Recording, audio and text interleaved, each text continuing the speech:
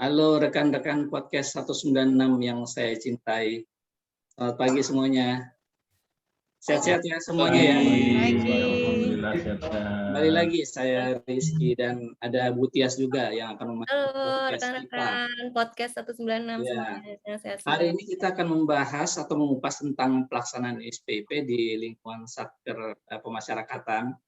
Sudah hadir bersama kita hari ini adalah ada Bang Holmes dari LP Siborong-Borong, Bang Subandi dan Bang Asep dari Ditjen Pas, ada juga Ibu Nung dari Yahoo, Bang Wawan dari Bapak Selatan, Bang Amir dari Lapas Kuningan, ini di Cirebon ya. Lalu ada Bang Jimmy dari Surakarta. Nanti ini akan bisa memberikan kita sedikit pencerahan tentang apa itu SPP. Nah, baik, mungkin pertama kita ke Bang Holmes dulu ya. Saya pengen dengar nih kira-kira dari Bang Holmes apa yang melatar belakangi SPP. Silakan Bang Holmes. Ya, terima kasih Pak Rizky. Selamat pagi dan salam sejahtera buat kita semua dan rekan-rekan yang ikut dalam podcast pada pagi hari ini.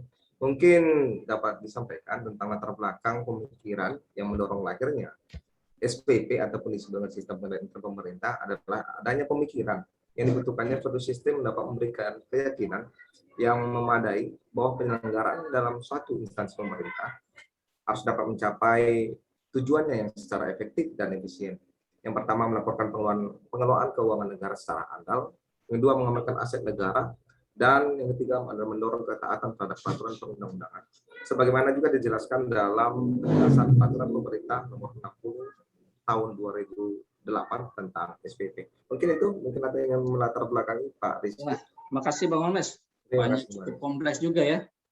Oke, kita lanjut ke Bang siapa? Berikutnya mungkin Bang Subandi ya.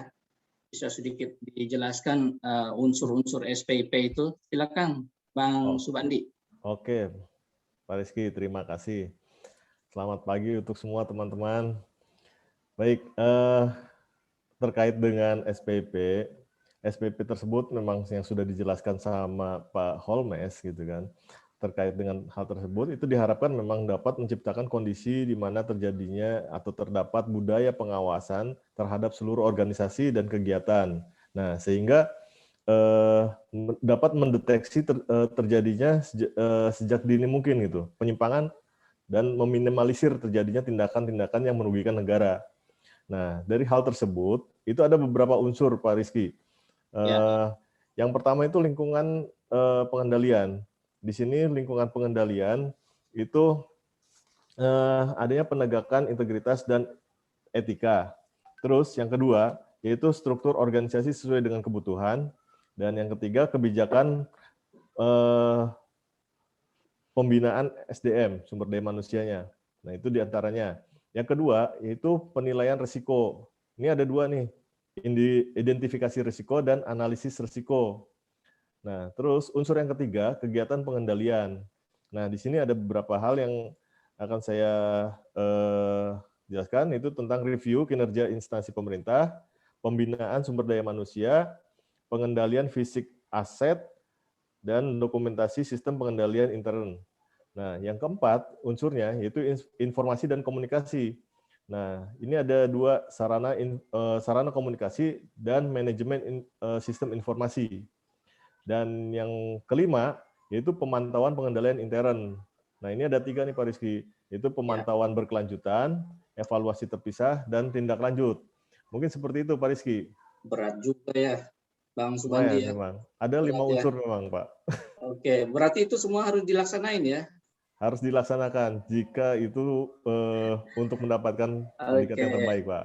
Makasih Bang.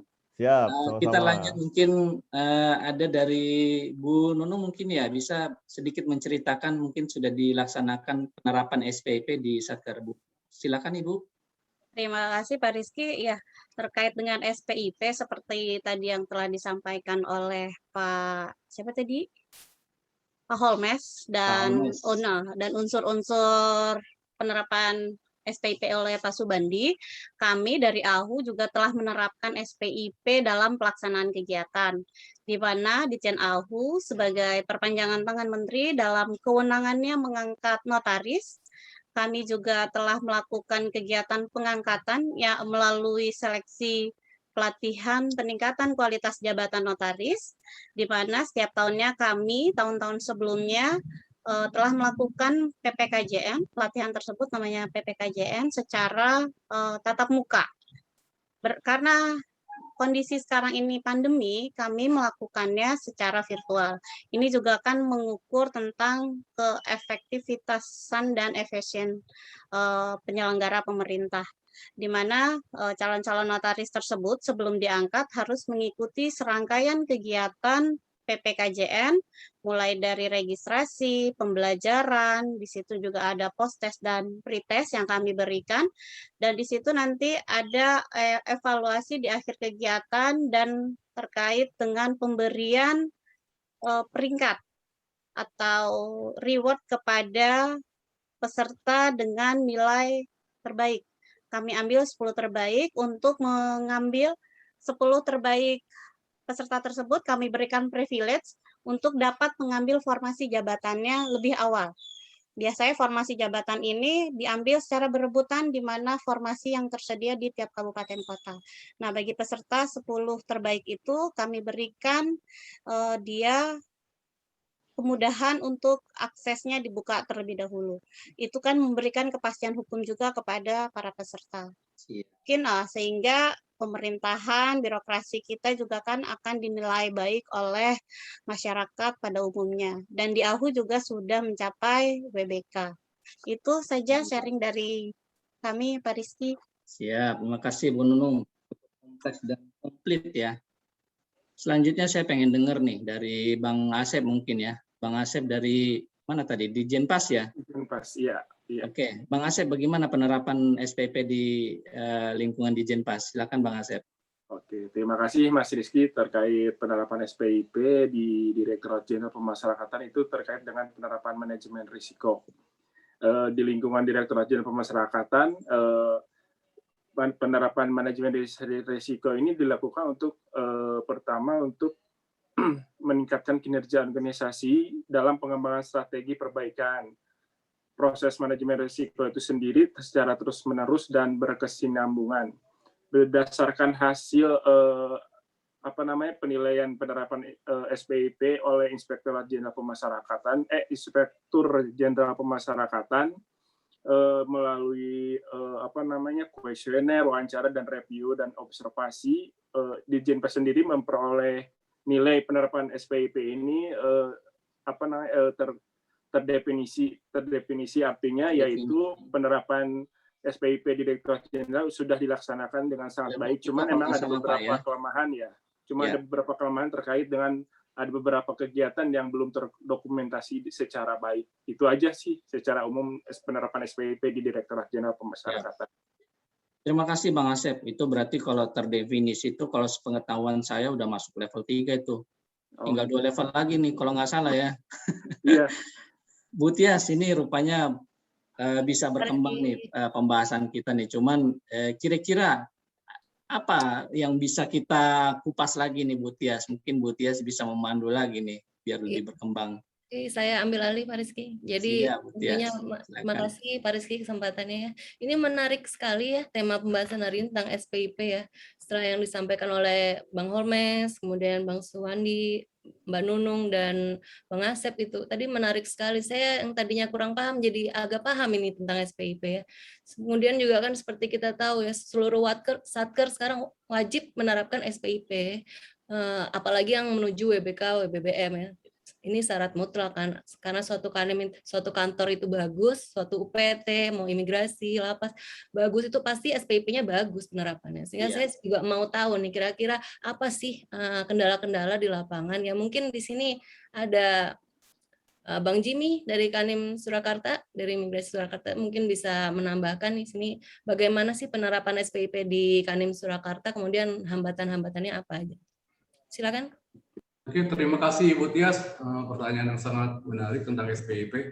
Jadi saya ingin sedikit menjelaskan bagaimana penerapan SPIP di kantor imigrasi Surakarta, khususnya di pelayanan paspor. Ini pertama dilakukan dengan menciptakan dan memelihara lingkungan pelayanan yang dapat menimbulkan perilaku positif. Nah, untuk pengendalian ini dilakukan dengan memberikan contoh dan memberikan penguatan kepada pegawai untuk menjaga komitmen dalam menegakkan integritas dan menerapkan nilai etika dalam memberikan pelayanan paspor. Dan kita juga sebagai pejabat pengawas harus mampu untuk memberikan motivasi kepada pegawai, menjaga kedisiplinan dan menjaga konsistensi kinerja. Dan yang paling penting, kita harus bertanggung jawab untuk melakukan pengawasan terhadap kegiatan pelayanan paspor, mulai dari loket antrian, pemeriksaan berkas, foto, wawancara, adjudikator, alokasi, sampai dengan pengambilan paspor. Nah, untuk pengawasan ini dilakukan untuk memastikan kegiatan pelayanan paspor berjalan dengan baik, mencegah tindakan yang menyimpang seperti adanya praktek pungli dan gratifikasi. Nah, untuk kendala sendiri, Bu Tias, memang sekarang banyak kendala di kantor imigrasi Surakarta ini. Yang salah satunya adalah penerapan perubahan budaya kerja pegawai yang memang belum sepenuhnya dilaksanakan. Banyak pegawai memiliki pemikiran yang lama yang belum sejalan dengan tata organisasi yang baru. Mungkin begitu dari saya, Mbak Tias. Ya, seperti kita tahu juga kan di seluruh PT sekarang harus diterapkan ya reward and punishment. Itu apakah sudah berjalan efektif? Sudah Mbak Tias. Kita di kantor imigrasi Surakarta ini kita melakukan pemilihan reward dan punishment. Untuk rewardnya kita lakukan 3 bulan sekali. Itu kita lakukan melalui Google Form. Jadi masing-masing pegawai di sini memilih 1 orang kandidat untuk menjadi pegawai teladan di 3 bulan pertama atau 3 bulan per tribulan ya. Untuk punishment-nya kita memang sampai sejauh ini belum ada punishment yang kita keluarkan karena semua sesuai dengan SOP yang diterapkan. Itu Mbak Tias. Kalau untuk masyarakat sendiri bagaimana? Apakah ada kompensasi apabila keterlambatan pelayanan seperti pelayanan paspor atau pelayanan asing? Ada kompensasi yang diberikan? Ada Mbak Tias. Jadi kalau kita ini memang jargon dari kantor imigrasi Surakarta sendiri. Jadi kita memberikan kompensasi untuk layanan paspor. 3 hari itu setelah pembayaran, kalau paspor tidak selesai, itu kita kasih gantungan kunci sama MUK. Dan itu memang sebagai tanggung jawab kita memberikan pelayanan kepada masyarakat. Itu dari saya. Ya, harusnya ini bisa diterapkan juga ya di seluruh satker lainnya. Baik, kita lanjut aja. Terima kasih Bang Jimmy. Kita lanjut ke Bang Wawan di Bapas Selatan. Bang Wawan, gimana kabarnya? Baik, Mbak. Baik. Selamat sore, Mbak. Terima kasih ya udah gabung di podcast 196. Susah banget nih ngubungin Bang Wawan artis. Baik. Terima kasih. Kira-kira di Bapas Selatan nih ada nggak kendala-kendala apa? Kemudian juga bagaimana solusi penerapan? Terima kasih. Baik, Mbak. Terima kasih. Terkait dengan SPIP, kami Bapas Jakarta Selatan telah mensosialisasikan dan mengimplementasikan SPIP terhadap seluruh pegawai Bapas. Contohnya, Mbak, terkait dengan SPIP, kami sosialisasikan ke pegawai bahwa setiap tahunnya kita wajib pegawai itu melaporan harta kekayaan ASN, tentunya harus dilaporkan, itu kewajiban. Kemudian terhadap masyarakat, kami juga Bapas Jakarta Selatan ini telah membuat survei kepuasan atau IKM ya, indeks kepuasan masyarakat. Tentunya itu kepuasan itu mengukur nilai kepuasan daripada pelayanan kami terhadap masyarakat. Untuk kendalanya, Mbak, untuk kendalanya sendiri tentunya terhadap pegawai kami sangat terkendala untuk meyakinkan kepada pegawai-pegawai bahwa dalam pengisian LHKSN itu sangat diwajibkan, apalagi di era keterbukaan saat ini, bahwa kita ASN wajib untuk memberikan keterbukaan tentang laporan hasil kekayaan kita. Begitu, Mbak. Demikian. Tentunya sudah ada sosialisasi ya bahwa penerapan pelaksanaan pengisian LHKSN wajib ya, sudah paham. Wajib, betul. Ya, semoga saja ya Bapak Selatan bisa segera WBK, BBM ya. Terima kasih. Ya, siap. Kita lanjut lagi ke Bang Leo di Rutan Tarutung. mungkin di sini bisa sharing-sharing juga Bang Leo, kan tadi kita udah bahas tuh ya tentang pengertian, tentang kemudian kendala. Kira-kira ada kasus-kasus di lapangan nggak, baik itu yang datang dari internal maupun eksternal yang kita jumpai yang mungkin terjadi di Rutan Tarutung? Silakan Bang Leo. Baik, Mbak Tias. Ya. Kalau kita berbicara dengan SPP itu, menurut PP nomor 60 tahun 2008, ada 3 hal yang utama. Yang pertama adalah masalah pelaporan keuangan. Kemudian yang kedua, pengamanan aset negara. Dan ketiga, ketaatan terhadap peraturan perundang-undangan. Nah, untuk masalah pelaporan keuangan dan peraturan perundang-undangan ini sudah berjalan di Rutan Tarutung walaupun belum maksimal. Namun ada satu kendala, itu masalah pengamanan aset. Ya, ini ada satu bidang tanah yang namanya menjadi aset Rutan Tarutung. Kalau menurut sejarah sudah berpuluhan tahun ya dikuasai oleh masyarakat. Nah, ini sudah menjadi kesalahan-kesalahan daripada pendahulu kita di sini ya. Namun apa boleh buat ya, sudah terjadi, kita sudah berupaya ya. Begitu kepala-kepala yang terdahulu sudah berupaya untuk melakukan pendekatan kepada masyarakat agar tanah yang sudah ditempati itu mereka tinggalkan. Namun karena sudah mereka membangun bangunan permanen di situ, menjadi hal yang berat untuk mengeluarkan mereka dari tanah yang sudah mereka tempati itu. Ya, kita sudah melapor ke kantor wilayah, mereka sudah turun, ya, mereka sudah melihat, memang sudah banyak ya aset itu berupa tanah yang telah dikuasai oleh masyarakat umum. Ya. Namun sampai sekarang belum ada hasil supaya masyarakat itu bisa meninggalkan tanah yang dikuasai. Ya, kita sudah datang kepada kepala desa, namun kita dapat perlawanan, ya, bahwa mereka menganggap bahwa itu tanah mereka. Ya, salah satu kelemahan kita adalah bahwa Rutan Tarutung tidak mempunyai sertifikat tanah tersebut. Ya. Sampai sekarang, Bang, belum ada sertifikat. Sekarang belum ada sertifikatnya. Upaya-upaya yang telah kita lakukan adalah kita sudah mendekati kepala desa. Kebetulan kepala desa itu kita kenal juga. Kemudian camat, ya.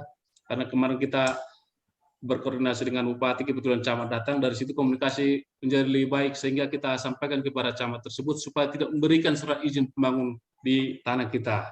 Kemudian juga kepada BPN kita sudah berkoordinasi supaya tidak memberikan izin dalam hal pembangunan di tanah yang menjadi sengketa antara rutan dengan masyarakat.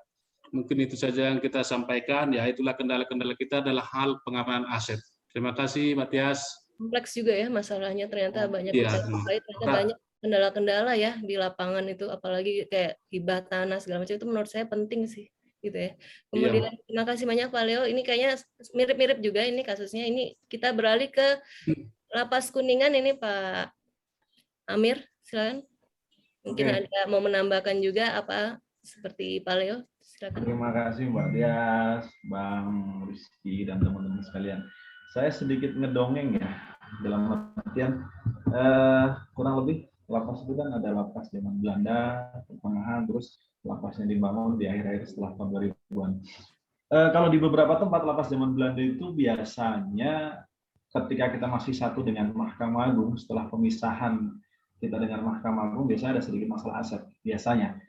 Kalau di Lapas Kuningan, alhamdulillah tidak ada masalah. Saya sedikit ambil contoh ketika saya berdinas di Sukabumi. Lapas Nyomplong, lapas kelas 2B Nyomplong Sukabumi sampai sekarang itu asetnya masih ada yang jadi sengketa dengan Mahkamah Agung. Kalau tidak salah itu yang berupa rumah dinas yang tadinya ada 7, yang 5 diklaim sama Mahkamah Agung sampai sekarang masih sengketa. Nah, kalau terkait dengan lapas-lapas yang sekarang, sampel juga ketika saya dinas di Warung Kiara itu di Kabupaten Sukabumi, lapas Warung Kiara itu tanahnya hasil hibah kayak yang tadi Mbak Tia sampaikan itu. Jadi ada perusahaan perkebunan swasta tidak mampu bayar pajak, akhirnya harus menghibahkan sebidang tanah, dibangunlah di situ lapas. Hibahnya tetap lewat pemerintah kabupaten ya. Ketika saya dinas di sana dari tahun 2014 sampai tahun 2016 itu sertifikat memang belum nongol, itu belum jadi itu. Karena memang ada masalah terkait publikasi segala macam. Terus ya Mas ya. Ya, nah tapi alhamdulillah ketika kemarin kita komunikasi dengan teman-teman di sana dan memang penasaran juga kalau misalkan Satker sudah WBK kan berarti kan SPI-nya SPIP-nya kan berjalan maksimal kan optimal seperti seharusnya itu. Kok bisa WBK mereka? Berarti mungkin tanahnya udah selesai itu sertifikat. Dan ternyata betul. Jadi ketika dikonfirmasi ke sana, ternyata memang masalah tanah itu sudah selesai.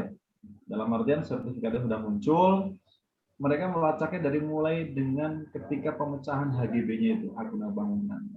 Itu contoh-contohnya. Jadi ada kalau lapas zaman dulu, mungkin sengketa dengan pihak lain, ya dengan Mahkamah Agung. Kalau lapas-lapas yang sekarang mungkin ya salah satunya karena proses hibahnya mungkin yang kurang apa ya, kelengkapan administrasi yang mungkin saat itu terabaikan. Terima kasih Mbak, seperti itu. Menarik sekali ya yang kita temui di lapangan ini. Terus ini membuka cakrawala kita ya, bahwa memang benar-benar banyak yang harus ditangani, yang serius, secara serius ya, karena memang bertahun-tahun itu aja kendala yang kita temui. Kemudian Pak Rizky mungkin di sini sebagai kaitan tadi tentang masalah berikan kasus. pertanyaan lain mungkin kepada yang lain, silakan. Ya, kaitan tadi dari Bang Leo ya, kasus sengketa tanah itu mudah-mudahan cepat terselesaikan Bang Leo kasusnya. Baik teman-teman podcast 196, rupanya bincang-bincang kita ini cukup panjang ya. Namun sebelum kita akhiri bincang-bincang ini, mungkin sedikit saya bertanya kepada teman-teman, kira-kira bagaimana sih ke depannya SPIP ini supaya nanti Satker di lingkungan Kementerian Hukum dan HAM itu bisa meraih WBK, bahkan WBBM. Mungkin dari siapa, Bang Leo atau Bang Holmes, atau siapapun mungkin bisa memberikan pencerahan sedikit, silakan.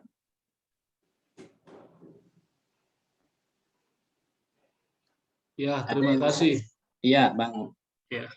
Kalau kita lihat kan dari awal tahun kita bekerja, kita sudah menandatangani fakta integritas. Ya. Kalau fakta integritas ini sudah kita jalankan, ya otomatis pekerjaan kita berjalan dengan baik.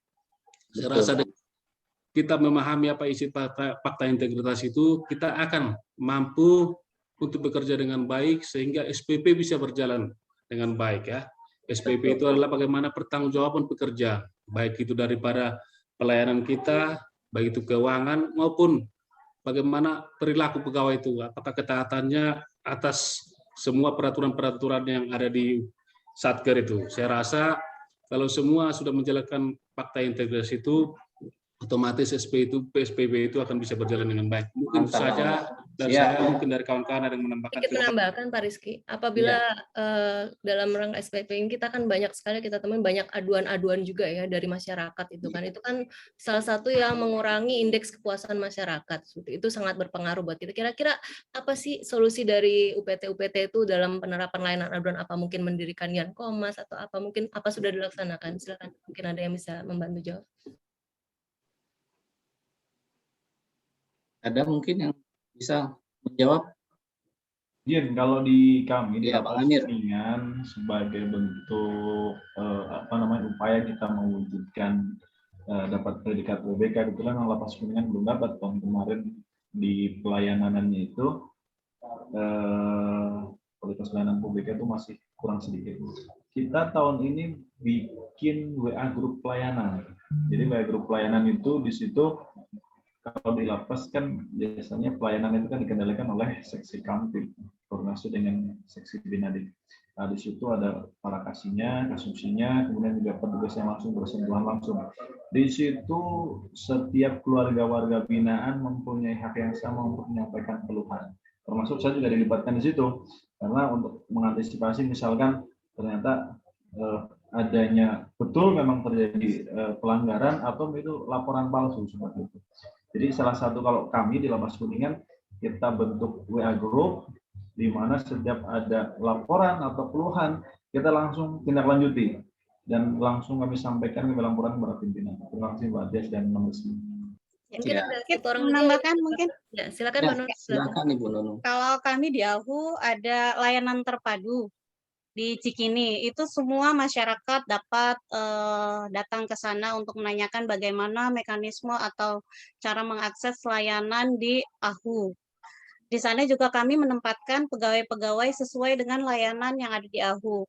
Baik itu yang terkendala dengan teknis, kami juga menyiapkan tim IT di sana. Nah, karena pandemi seperti ini, kami juga beralih akhirnya. Pelayanan itu melalui call center, WA group, dan email. Itu saja mungkin yang bisa saya tambahkan. Terima kasih. Silakan Pak Rizky, mungkin ada yang mau ditanyakan lagi? Mungkin cukup kali ya. Mungkin bisa kita akhiri, tapi sebelum kita akhiri mungkin saya bisa kasih sedikit pantun ya, mungkin ya. Oke, mudah-mudahan satker-satker di lingkungan dan Hukum dan HAM bisa meraih predikat WBK maupun WBBM. Amin. Baik, mungkin bisa disimak pantun saya ya. Boleh dong saya kasih pantun ya. Boleh. Jangan lupa membeli alpukat. Demikian podcast kita, semoga bisa bermanfaat. Terima kasih. Terima kasih.